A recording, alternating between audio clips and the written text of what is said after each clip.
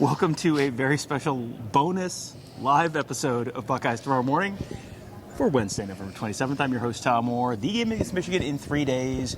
You probably already heard me say all of those words before when I was doing the episode with Ross Fulton. But we're doing a lot of extra content this week. There's a lot to talk about this week. I'm joined by Tony Gerdeman of BuckeyeHuddle.com. Tony, we got a chance to talk to Ryan Day, most of the Ohio State captains, plus quarterback Will Howard. Let's start with Ryan Day, because there was a bunch of this, you could go a bunch of different directions with the Ryan Day thing, but I think the first thing we got to talk about is just how personal this is for Ryan Day this week.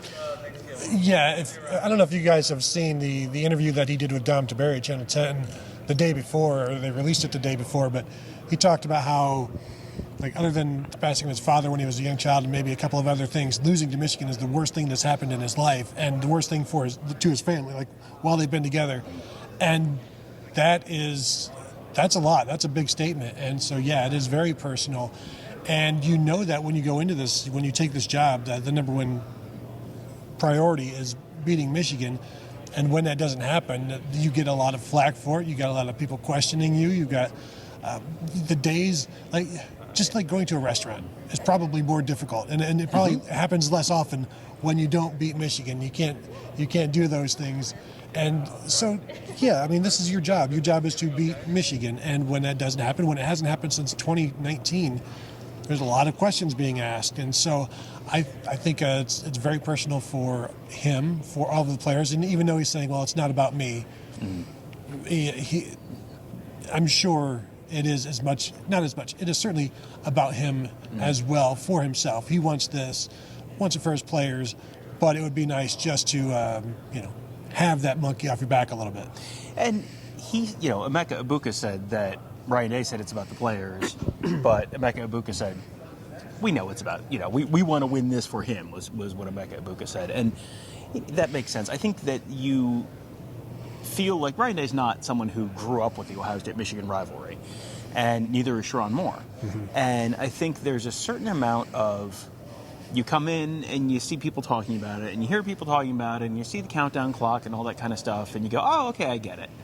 And then Ryan Day was here, and the first 3 times they played Michigan, they won. And then the 4th year, they didn't play the game.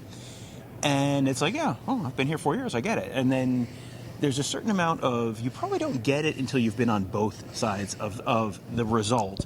And now, you had it, the 2021 game, it's like, oh, okay, now I get it. And then you had the 2022 game, and it kind of compounds. And the 2023 game, and it kind of compounds. And, I'm sure that at this point, he's been here since 2017. So I truly, truly believe that he gets it from both perspectives at this point.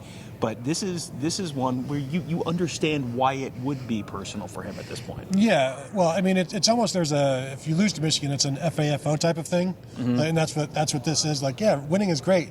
Try not winning and see how it goes, and that's what he always says about any game.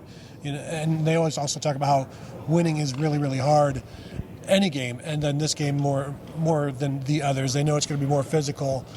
The other team wants it just as badly as you do, even though they've won 3 in a row. I know Ohio State won many in a row and always wanted it more seemingly than the other team. And so winning it last year doesn't mean the other team doesn't want it as much as you. And really, I don't know that wanting it more matters as much as executing more, coaching better, playing better, all of those other things that everybody wants it. Ohio State, I think, needs this one. Yeah, Ohio State unquestionably needs this one. If you lose, this is one of these where if you win, lots of people are going to go, yeah, well, it's not a good Michigan team, it doesn't count. Well, if you lose it, believe me, it will count if you lose it. So this is definitely a game that there's a lot on the line for the Buckeyes. For Michigan, it's like, well, you had a chance to play spoiler. Michigan has a chance to turn this season into the 2001 Ohio State season, where it's a first-year head coach who came in, and the first season did not go particularly well, and boy, the offense didn't look good very often. But ask anyone what they remember about the 2001 Ohio State season. They're all going to say the same thing. Yeah, you beat Michigan that year, got out to a 20-0 lead, and 23-0 at halftime, and was completely out of the blue. And That was a good year. I think what were they 7-5? Mm-hmm. Finished 7-5 that year. That was a successful year for the Ohio State Buckeyes because they beat Michigan when they weren't expected to. And so there's a lot of ills that can be healed with this game. Yeah, both sides. Almost won the Outback Bowl too. I mean, that's true. That would have made it a great season. Almost had Coconut Trip, Tony. Just so close. Right there within your grasp. The Outback used to be a restaurant. It's still the Outback Bowl to me. So, a bunch of other things we could talk about next. Can I bring something up? Is it the weather? No. Okay. How about Ryan Day's mood today? Yeah, he came in smiling. Yeah. Jerry SID made a joke about how we're only going to have a few minutes with Day, and it's like everybody laughed, and Day even laughed and smiled as well. So the mood, all of the talking about what does this mean? Are you what? He said he's excited to be playing in this game. He's excited that it's here. Talked about it all year long. They live it, and so now you're finally getting to do. This is like Christmas morning type of stuff. Is what the message. The emotions that I was getting from Ryan Day. Yeah, we have seen him before games be uptight and serious and short with his answers, and he wasn't in real jokey mood, but he was also not in real uptight mood. And you can usually tell what was the week that he was really uptight. He was uptight before the Penn State game this week, this season, and I think a little bit before the Oregon game. Indiana last week, no. And you saw what happened in Indiana. At this point, I feel like it's not a guarantee that they're going to win this weekend, and it's not a guarantee they're going to win by a bunch this weekend. But you just can sort of get the sense that when he's feeling good about something, or when he's feeling like, boy, this is going to be, we really need this one, and boy, I think we're going to win. I feel we're going to win versus I know we're going to win. Well, and you look at the two games that you're talking about, Oregon and Penn State, you go into those games with like questions. How are we going to handle this? And Penn State, how are we going to handle the offensive line against Penn State's defensive line? So like you're dealing with those concerns until the game is done. And I think for this game, you have all of the answers that you have questions for. So I think that you could have questions for. Michigan's still going to do some things that they haven't done before that you're not prepared for. But overall, like the big questions, they know the answers to. And I think that makes everybody feel a little bit better, but it's not going to stop them from being here till 11 o'clock at night doing what they need to do. Sure, yeah, you still have to go out and execute those things. And I think there are still some questions that, Will Howard got asked about the offensive line going up against Michigan's defensive line, because that's really the strength of this year's Michigan team is the defensive line. And the offensive line, you came into the season for Ohio State thinking, well, this is a little bit of a question mark, and then you lost your left tackle and your center, and now it's oh boy. And they have been very good, especially if you're going to grade on the curve of, hey, they've lost their left tackle and their center. But they've been very good the last few weeks without Josh Simmons and now without Seth McLaughlin last week. But this is also, you've passed all your quizzes. You passed the midterm. Okay, now this is, defensive line-wise, this might be kind of the final exam. You may have more final exams, when you get into grad school after this week. But in terms of undergrad, this is your final exam as an offensive line. Yeah, Will Howard said it's the most important game of the year right now. So that's the final exam for everybody. And then next quarter starts, if they win this one, next semester. Sorry. Maybe a December-mester? Kids today don't know Christmas-mester? The joys of the quarter system. No, they don't. At Ohio State. The weather is a concern, going to be a factor this weekend. It is going to be brisk. It is not super windy. It's not supposed to snow. It's not supposed to rain. It is supposed to be 19 degrees on Saturday morning, and the high, I think the real feel high for Saturday, was 24 degrees. So that'll be at the end of the game. So it is going to be brisk. I will have my mittens on Saturday on the field. It is going to be chilly. How do you shoot with that? We'll figure it out. You shoot with that, or you shoot with frostbite. Either one or the other. I am not. I'm normally not too stressed about cold, but we have not had that yet this year. So it is going to be a little bit of an adjustment for the players, and you wonder how much it'll impact things in terms of the on-field game. Yeah, I think the cold is fine. They'll be able to handle that. I think we talked about it last week, or in the past few days, this will be the coldest game that Jeremiah Smith has ever played in. But so was last week and probably the week before that. But this is going to be another level for him. I am interested, Tom. Do you remember the weather? The precipitation is going to be fine. There won't be any. Do you remember what we were watching on the drive back from the Michigan loss last year? I do know because I looked up the stats from that game for one particular player. On our way back from Michigan last year, we stopped and we're at a restaurant, and we're watching the Kansas State-Iowa State game, Farmageddon, as the kids call it. And it was a fantastic snow game. It was just a great setting. And you're watching this Kansas State quarterback sling it all over the field, and it's like, wow, I'll never see him in real life. And here we are, 1 year later. Will Howard, beloved figure in Central Ohio. He completed 50% of his passes. He was 24 for 48 in that game, 288 yards, something in that neighborhood. 1 touchdown, 1 pick. Ran for a good Will Howard running game, which was 8-10 carries for 20 or 30 yards, something like that. But he has been in games like this before, and when you're a veteran like him and you've played in the Midwest and the Plain States, you're going to have played in this stuff before. There's going to be nothing new for you, and so he has had to play in. That's not the Sunflower State game against Kansas, but that's actually a pretty big rivalry. I'm not sure people really understand that K-State Iowa State game's a rivalry, but he's played in it. And he's played well in it. It is a rivalry, but I did ask Will Howard, what is your record as a starter in rivalry games? And he's like, you mean KU? I'm like, well, you tell me what are your rivalry games. He's like, we don't lose to KU. He didn't mention Iowa State, which is a rival, but I thought that was interesting. Is that an Ohio State Penn State thing? Like, oh, they're not a rival, whereas Penn State's like, Ohio State is our rival. Well, that's the last game of the season for KU or K-State. So now KU hasn't beaten K-State in something like 15 years. So. They did lose to Iowa State last year. Now the defense gave up 42 points, so I don't think that was on Will Howard. But they 6 pick sixes, I believe. That does not appear in the box score, no. But that's a big stage kind of game, and it's not Ohio State Michigan. I don't think and Will that's Howard. Will said that, like, this is not the same. Like, This is, and I think, guys, everyone who comes here, other than maybe the Alabama guys. When Jonah Jackson showed up from Rutgers, or I remember talking to Tristan Gebbia before, when he first showed up from Oregon State last year, and he was kind of looking around the media setup, and it was like, it's February, and there are more people in here than I have seen at any point in any game.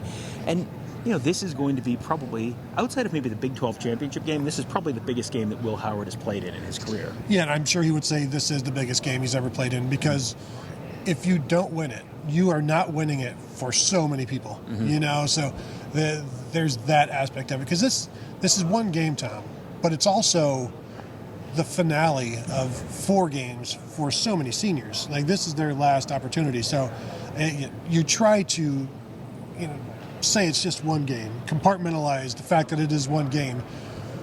But it would mean so much to so many to just get this one game that it's hard to say it's just one game. But Ryan Day was talking about, you got to focus on the process. You don't want to get into the emotional aspect of it right now. So, of course, we'll only talk to the players once. And so talk to them on Tuesday, and then they can talk about the emotions. But then they've got to go play their most physical practice of the week and get all of that out of them. So then they can just remain focused on the task at hand. But the emotions this week and avoiding them and just going through the process, I think that helps when you're here and you're just focused on this. You don't have to focus on everything else. And Cody Simon, got a chance to talk to him a little bit. I think you were there for that, right? Yeah. He this is the first time for Will Howard. This is not the first time for Cody Simon. Cody Simon now in his 5th year at Ohio State, and so he has been through a bunch of these games already.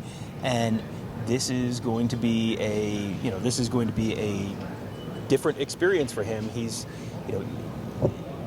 he started. I'm doing math in my head right now. His first year would have been 2020, so no game and then 3 losses. It's crazy to think they're really, unless there's a 6th-year player I'm not thinking of, there's no one on the roster. No one on the roster has beaten Michigan, which you think back over the last 20 years and it's like, that's not possible.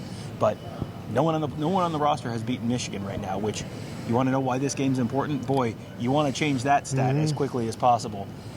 He talked about just how important this was to the senior class, because a lot of these guys, you had multiple reasons to come back, but the first one, it's the first goal that they talk about when they talk about, there's 3 goals every year, Tony. What's the first goal they talk about? Beat Michigan. And so that was kind of the first goal. And there's a lot of the other goals after this that sort of stack on that. If you don't beat Michigan, well, you're not going to go to the Big Ten championship game, so then you can't get to your second goal, which is win the Big Ten. And theoretically, probably not, but theoretically, if you lose to Michigan, you could fall out of the college football playoff, and then you lose your third goal. They have probably at this point positioned themselves where you're at worst looking at a home game in the quarterfinals of the college football playoff, even with a loss this weekend or a loss in the Big Ten championship game. But still, this is the game that they all came back for. So, this is sometimes you have weeks where it's like, whoa, is there going to be a letdown after a top 5 game? I am not expecting that this week. No, Emeka Egbuka talking about how he wants to give his mom his pair of gold pants if they were to win. And it used to be a thing where every year we get to this week and be like, so who are you going to give this year's gold pants to? Like, It was like, you've got 3 now. Where's the 4th pair going to go? And it was just like this kind of like jokey type of thing. But now it's like, I just want one. And if I can get one, give it to my mom, give it to whomever. There's a lot of people that if they can just get their one, then they can go away happier. Emeka said last year, I don't want to leave here without a pair of gold pants. It's your last chance. It's the last chance of so many seniors, of the captains here. And, I remember Marvin Harrison talking last year, like, if I do choose to leave early, like, the biggest regret is that I will leave without a pair of gold pants. And these guys here have an opportunity to avoid that regret. Was there anything else that jumped out to you as we were talking to guys? That was kind of the bullet-pointed list of stuff that I had. Other than, I was asking the guys, like, what would it mean to you to finally get this? And I'll write it up, but it's just, you like to see the emotional, you see what it means to them, and you kind of get that aspect of it, even aside from their words, just the way they choose their words and they go into it. And it's always just a really fun week to get to know the players even better. To get to know another side of them, because sometimes it's hard to let the truth out when, like, you feel it. So when they feel it so much, it's like they're choosing their words, but you can see what they'd really like to say. Like, I think Bill Rabinowitz asked Jack Sawyer at the end. You guys probably didn't hear what the question was, but it was like, the first 2 losses, coming in, there's maybe some circumstances around that. You care to say anything about that? And he's just like, no, we're not talking about that. I'm not talking about the past. And he walked off. And so there are so many stories, like, from the past 3 years. You wonder, if they get this win, what do they talk about in the postgame and in the days after about all of this the last few years? Well, and you wonder in the postgame, what's the thought in their heads? Is it, hooray, we beat Michigan, or is it, hooray, we're headed for the Big Ten championship game and we have a chance to beat, what? And I'm sure the answer is yes, but I don't know. My sense is, you're kind of, they always talk about, we have to, after beating Indiana, they talk about we want to enjoy this one, but then we know we got to move on pretty quickly. You have an even tougher game next week. If they beat Michigan, you have an even tougher game next week against Oregon. But also, you feel like, boy, you have to assume they're going to take a little bit of time to enjoy that before you move on. Oregon's kind of in the same spot, where Oregon lost twice to Washington last year, and they get Washington this weekend, and they already know they're in one way or the other. But both teams are kind of in that, you're probably going to take a little bit of time to enjoy it before you move on to the next thing. If Ohio State does win this on Saturday, do you think it takes Ryan Day longer than normal to get to the post-game press conference after being in a locker room, and who knows how long it takes them to get off of the field? Like, do you think it takes a little bit longer to get to the post-game? Yeah, that's going to be, I almost feel like this is the Kurt Signetti answer from Saturday. Like, is that a serious question? Like, yeah. I think they're going to take a little bit of time. I saw John Cooper in here earlier, and we saw John Cooper in here earlier today, and it reminded me of the 1994 Ohio State Michigan game, where they were, they had lost, and they lost and they lost and they lost and they lost and they tied and they lost. And the 93 game, they were undefeated, had only one tie against Wisconsin. All he has to do is beat basically a 6-5 probably Michigan team, 6-4 Michigan team, and they lose 28-0. And so the next year it's, oh boy, you better win this game. Mm-hmm. And that was another Ohio State season where it was like 2001, where it was not a great season. They lost 4 games that year. They got thumped by Penn State 63-14. Lost to Washington and Illinois as well that year. Yeah, Illinois, yeah. And they came into the stadium and said, we own this place, basically, that sort of thing. Yeah, and so then you go into the Michigan game, and it's like, oh boy, you better win this game. And that was a pretty decent Michigan team, as I remember. And Ohio State ends up, really controlling the game, wins it 22-6. And I remember John Cooper getting carried off on people's shoulders, and you could tell that exactly how much that meant to him. It feels like you might have, if the game, if Ohio State does end up winning, you might have a similar scene for Ryan Day. And TLDR, yes, it's probably going to be a little while on the postgame show before we get to the interviews for Ohio State and Ryan Day. All right, so do we have some questions we want to get to? We also have deep voices going on. I don't know why. Silver Goose, who's a Michigan fan, believes Michigan will dominate the trenches. Michigan better dominate the trenches. Well, if Michigan doesn't dominate the trenches, they're going to get whooped. Mm-hmm. Now, I think we've talked about this on a show, but there are pathways for Michigan to win, but all of them involve winning in the trenches, because that's where you go position by position around the field, and there's a lot of places where you got no Will Johnson. I hate to tell you what the Ohio State versus Michigan defensive wide receiver versus Michigan defensive back matchup looks like. If Michigan can't get pressure and Michigan can't win in the trenches on the other side of the ball, I don't know how well Michigan moves the ball, and I don't know how well Michigan stops Ohio State's offense, and that's when it is not very good times for Sherrone Moore. I went back and looked to see what kind of shows did we do last year. I forgot we did a tale of the tape the week of between Ohio State and Michigan. Oh, yeah. We always do one during the summer. We compare position by position, the Michigan defensive line versus the Ohio State defensive line, receivers versus receivers, and so on. I know it would not go well for Michigan this year if we were to do the same. And right off the top right now, is there a position group, knowing that Colston Loveland is banged up right now, is there a position group where you would take Michigan over Ohio State, and knowing that Ohio State's defensive tackles are some of the best in the nation as well? Yeah. I think you have a conversation on both sides of the ball in the trenches, and you probably... I might give it to Michigan on the defensive line, and if we're doing it as more of a head-to-head thing, where it's the Michigan defensive line versus the Ohio State offensive line, I think there's a decent argument to be made for that. I don't know how many other places around the field you're going, Michigan wide receivers versus Ohio State secondary, Michigan running backs versus Ohio State linebackers, Michigan quarterback versus Ohio State secondary, Michigan Davis Warren versus Caleb Downs. Yeah, feels like that might be not super evenly matched, and I would give Michigan an advantage at kicker. Oh yeah, I would give Michigan maybe an advantage at defensive kickoff line. Return. Yeah, maybe. Jordan Marshall's done some good things the last couple weeks. He's done some good things the last couple and weeks. Ohio State has done nothing, but they are due. They if are. That means anything. They are due. It doesn't mean anything. But you're right. There's a couple spots, but there's just not a lot of other things you're really looking at. Josie Dragon, Jeremiah Smith doesn't look 100%. It's a concern. Jeremiah Smith doesn't look 100%. Did you think Jeremiah Smith looked 100% or not 100% last week? Limped around a little pregame. Limping around pregame. I don't think you need to be 100% in this game. You can't expect to be 100% in this game. But he's a week. It's a week further than the Northwestern game, so he's probably going to be better than he was last week, and he was good enough to play last week. And so I think his numbers, 3 catches, I believe, a season low.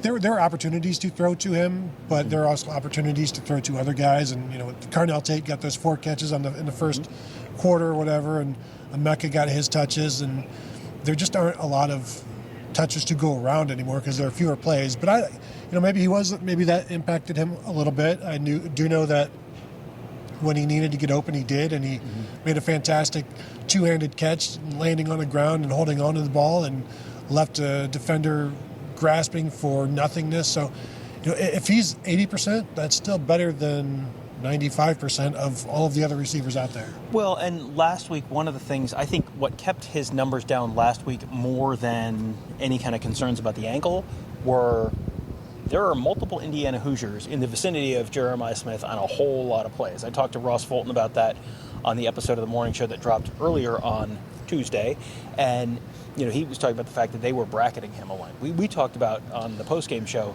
the Travion Henderson touchdown run, and that was one of the plays that Ross broke down, where Jeremiah Smith split out to the right, and you have a corner on him, and the corner is kind of taking away the fade, and then you have a safety coming in, and there's just one person on that side of the field, and that's Jeremiah Smith, and the safety's taking away the slant, and the corner's taking away the fade.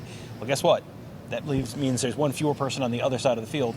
And, Emeka Egbuka does not need a whole lot of help to get open against most Big Ten corners, but it does provide him a little bit of help to have Jeremiah Smith getting doubled a lot.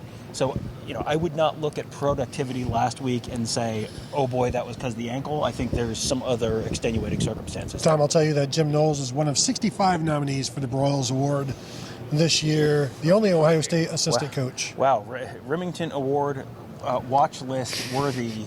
Do you play center? Yes. Okay. Are you an assistant coach? Yes. I suspect he will be on, what was that, the semifinalist? This was just the nominees. He'll make the semifinalists. Yes. He will. I would certainly hope that Jim Knowles would be a finalist and quite possibly the winner, because, boy, he has answered a lot of questions, it feels like, the last couple of weeks. And he's going to have more to answer this Saturday.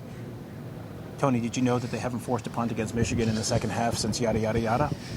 So he'll have some questions to answer this week, and then those answers won't count. And then he'll have some real questions to answer the following week in Indianapolis. So, but, so far it feels like they have come up with a lot of those answers. Former Michigan quarterback Nick Sheridan, current Alabama offensive coordinator, also one of the 65 nominees. This is probably done before the 3 points they scored against Oklahoma. I was going to say, which of the 3 points that he got was your favorite? Because I don't know. Got to combine them all. I don't know that I could choose. Yeah. All right, next up. Last one, because they're probably going to want to kick us out of here soon. Mozart's Ghost. I can't believe we're already here. My favorite week of football. It is. It's everybody's favorite week of football, and if it's not your favorite week of football, you got to get on board. If we have others, we can get to them because there's other people in here. So, okay. All right. Well, it's our favorite week. It's my favorite week. Yeah, we talk about it. I mean, we talked about Michigan more than just the 12 Michigan games that they play in this game. We probably do 20, 25 podcasts a year about Michigan. That doesn't include the ones that are Oops, Pow, Surprise, NCAA podcasts That's about true. Michigan. That was 30 to 35 to 40 last year, and maybe 40 to 50 next year. We'll see when all of this starts happening. Yes. So we will have a whole bunch more. We will probably sound more like ourselves on most of the other ones, but we will have many, many more shows coming for you this week. Tony and I have a bunch of listener question shows. If you have questions for us, please message us on Twitter. Let us know. We'll be doing a bunch of listener question shows. We're going to be doing some sort of breakdown shows. We'll have plenty of interviews with Ohio State players and coaches that we'll be talking about, as well as Michigan players and coaches. Have additional shows on that this week. Live show tonight. Live show on Tuesday night with the college football playoff rankings reveal. That will be at 8 o'clock on Tuesday night. So DVR Planes, Trains, and Automobiles, and watch us, youtube.com/Buckeye Huddle. That will do it for now. Thank you guys all for joining us. We'll be back. Don't worry, we'll be back on in just a matter of hours.